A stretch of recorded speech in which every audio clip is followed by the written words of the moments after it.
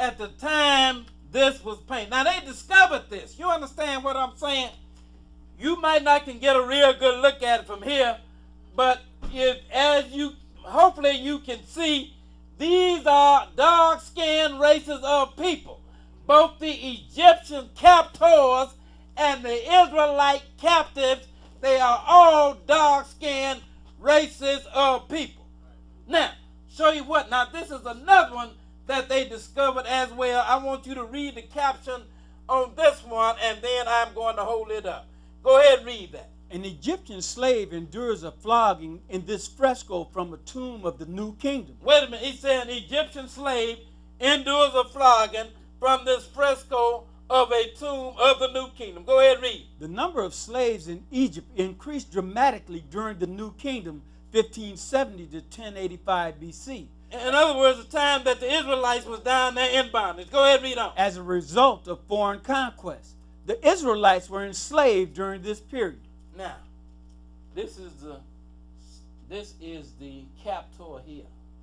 He is the one that's standing up with the flogging, doing the flogging. And this is the captive here, the Israelite here. He is the one that's being flogged. He looked just alike to me. Yes, sir. And you say, well, they could paint paint that brown or dark and make them all. If you can get a close look at that, you can look at the features. You understand what I'm saying? Because black people have different features than do the Gentiles. So you can look at the features and see that these are dark-skinned races of people here. So now, you got the Israelite captive here, dark-skinned race of people. You got the Egyptian captor here, dark-skinned race of people. We read earlier that Ham fathered the dark-skinned races of people, and among these were the Egyptians, right? Now I'm going to show you another one as well. I'm going to show you how the Pharaoh looked that was around at that time.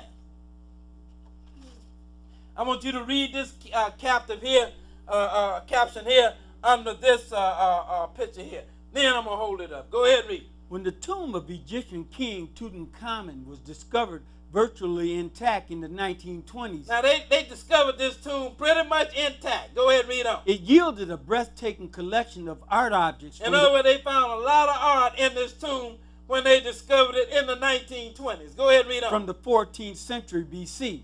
Just a few years before the Exodus. Just a few years before this Exodus that we are reading here in the Bible. A few years before that. Go ahead and read on. Above is a panel from Tutankhamen's throne showing the youthful king speaking to his adoring queen. You want to see how the youthful king looked? How the Pharaoh of Egypt looked? That is how he looked. Looked like a dark-skinned race of people to me. You understand what I'm saying? But then, when you look at this, you see that the Israelite looked just like the Egyptian, right? Yes, sir. So apparently, the Israelite is a dark-skinned race of people as well, right? That's right. But we ain't through. We got a lot of evidence here. Let's go now to Exodus chapter 2, and we'll begin reading at verse 1. Exodus 2, and we're gonna pick it up at verse 1. We got a lot of evidence here. We even got some DNA evidence here. You understand what I'm saying? I don't believe in them pictures. Everybody go with DNA now, don't they? Some guy been locked up for 30 years, then all of a sudden they do a DNA test on him, find out he wasn't the one. That's right, brother.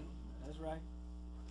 So now, we got the Bible, we got the pictures, we got the history, and we gonna even come up with the DNA.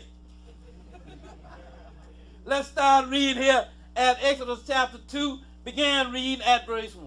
Exodus 2, start at verse 1. Go ahead and read. And there went a man of the house of Levi, and took to wife a daughter of Levi. And the woman conceived and bare a son. And when she saw him that he was a goodly child, she hid him 3 months. Now, Levi, we know that was one of the tribes of Israel. You had this woman that was a daughter of Levi, and this man that was a son of Levi. In other words, they came out of the tribe of Levi. Both of them. One of the tribes of Israel. Go ahead and read on.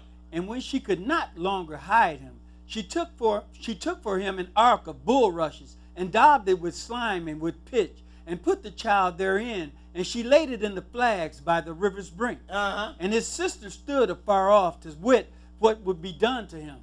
And the daughter of Pharaoh came down to wash herself at the river, and her maidens walked along by the river's side. And when she saw the ark among the flags, she sent her maid to fetch it. And when she had opened it, she saw the child, and behold, the babe wept. And she had compassion on him and said, "This is one of the Hebrews' children." Now, she did all of this because the decree had gone out from Pharaoh that all of the Hebrew children, male children, should be killed. That was the decree that Pharaoh had sent out. So now that is why when the Hebrew women, when they had a boy child, this is why Moses' mother took him and she hid him. Because she didn't want her son killed. She saw that it was a goodly child, and she knew that if Pharaoh had known that she had a male child, then Pharaoh would have killed that boy. Yes, so now she hid him and put him in the river and set him down, and one of Pharaoh's daughters' maids found this baby. Go ahead and read on. Verse 7. Go ahead. Then said his sister to Pharaoh's daughter, "Shall I go and call to thee a nurse of the Hebrew women?" Now then Moses' sister asked Pharaoh's daughter, "Shall I go and find a nurse for this Hebrew baby?" Go ahead and read on. "That she may nurse the child for thee." Go ahead. And Pharaoh's daughter said to her, "Go." And the maid went and called the child's mother. And Pharaoh's daughter said unto her. Now notice the maid went and called the child's mother. In other words, the maid went and got Moses' real mother and brought her back to raise. But Pharaoh's daughter, she didn't know that.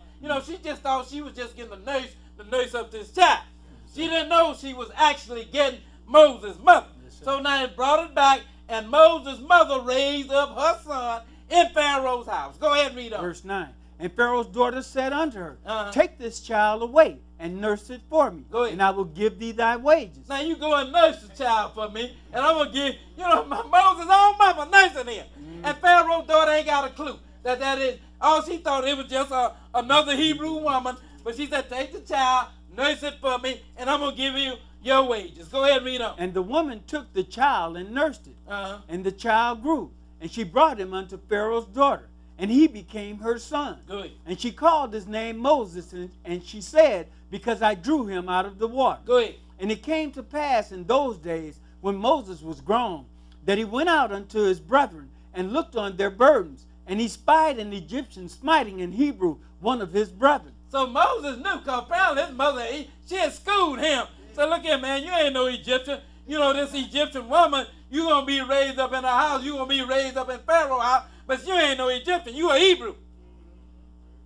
So now, then Moses, after he was grown, he saw an Egyptian smiting one of his Hebrew brothers. And Moses couldn't take that. And this is what he did to that Egyptian. Go ahead, read. And he looked this way and that way. And when he saw that there was no man, he slew the Egyptian and hid him in the sand. See, then Moses, he killed the Egyptian and he hid him in the sand, because what he was doing to one of his Hebrew brothers. Go ahead and read on. And when he went out the second day, behold, 2 men of the Hebrews strove together. And he said to him that did the wrong, "Wherefore smitest thou thy fellow?" Israelite got hold to it, so it's over. Yes, sir. They used to have a saying. Yeah. 3 quickest way of communication: telephone, telegraph, and tell one us. Yes, sir. So once the Israelite got hold to it, it was over. Yes, sir. So now they done told Moses, "Look here, what you gonna do? You gonna smite us the way you smoked that Egyptian?" And Moses said, "Surely this thing is known now, and if Pharaoh finds out about it, I know what he gonna do to me. So now I gotta flee up out of here." Go ahead and read up. Verse 14. Go ahead and read. And he said, "Who made thee a prince and a judge over us? Intendest thou to kill me as thou killest the Egyptian?" Go ahead. And Moses feared and said, "Surely this thing is known." Surely this thing is known. Another thing too, here Moses is being raised up in the house of Pharaoh now. Don't you know Moses had to look like Pharaoh? Ain't no way Pharaoh's daughter could have told Pharaoh, said, "Well, look here, this is my son, and he's looking like a Caucasian." You understand what I'm saying? What you mean, your son? That tells you that the Egyptian had to look like the Israelite, or the Israelite had to look like the Egyptian. Because now here Moses is being raised up in the house of an Egyptian. Go ahead and read on. Now when Pharaoh heard this thing, he sought to slay Moses. But Moses fled from the face of Pharaoh and dwelt in the land of Midian. and he sat down by a well. Now the priest of Midian